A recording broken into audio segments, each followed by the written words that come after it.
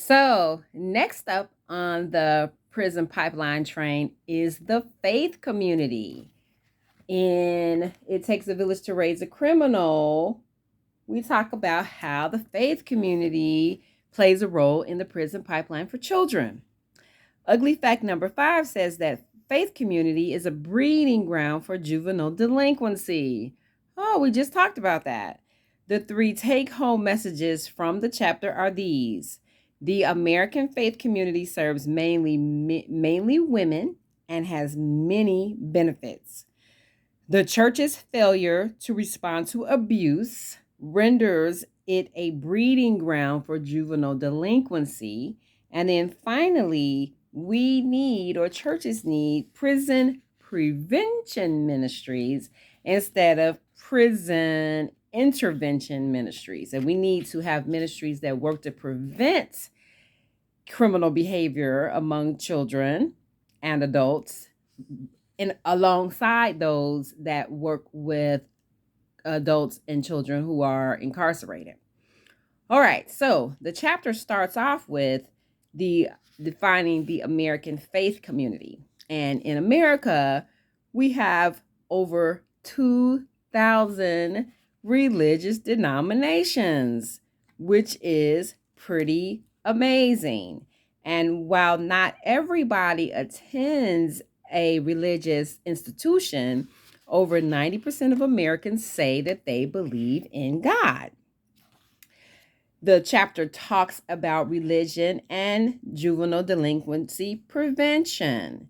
And it goes on to say that the ills of society are found in your average church congregation. And so the church itself is, in fact, a big 5 social services provider.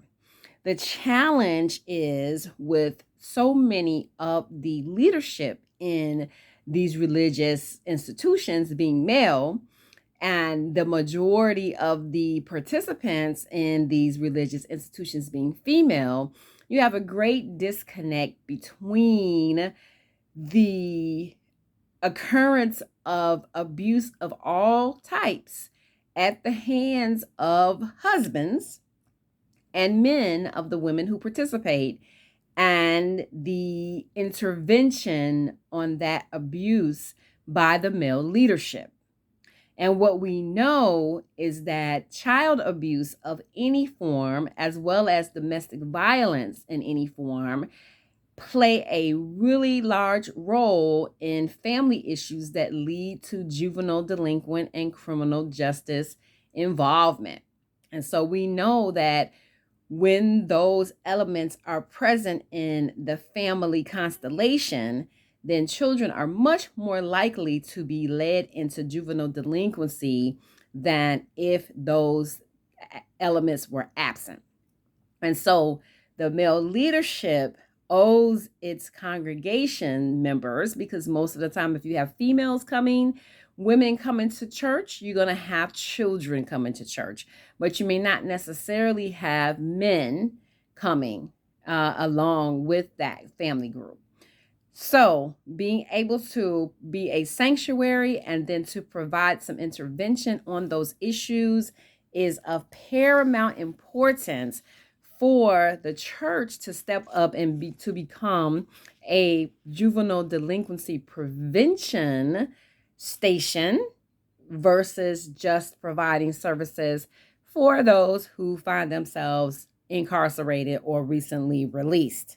Now, there's a whole lot of, what can we say, controversy over the whole notion or the whole fact of domestic violence, of child physical and sexual abuse. And so those are some very, very tricky and very, very sensitive topics.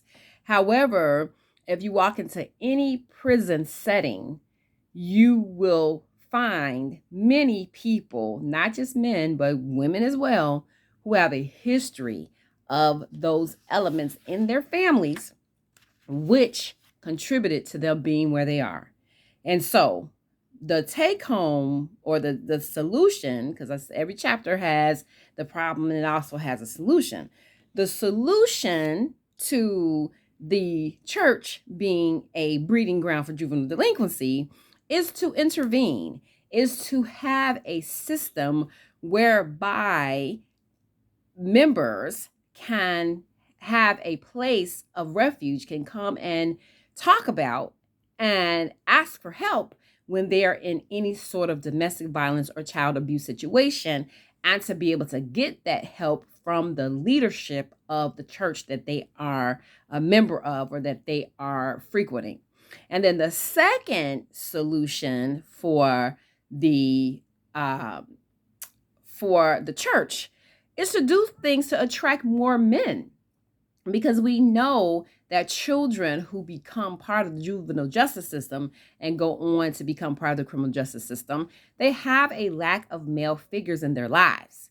And so churches being able to attract more men and then to create programming around which these men, these safe men, let me say that, where safe men have interaction and formative mentorship of children, especially high-risk children with certain profiles, being able to help those kids by having intervention and having programming that brings these very safe male role models into close contact with the children who need their influence the most is a great place for the church to start. Now, shout out and kudos to those churches who are already doing it. But by and large, very often, as I said, if you get to the prisoners themselves and the juvenile delinquents who are incarcerated themselves, you will see a great deficit in the church's involvement in helping to protect these children. So, as I said, kudos to you all, the churches who are doing it. For the churches who are not doing it, this is a great place to start. Thank you.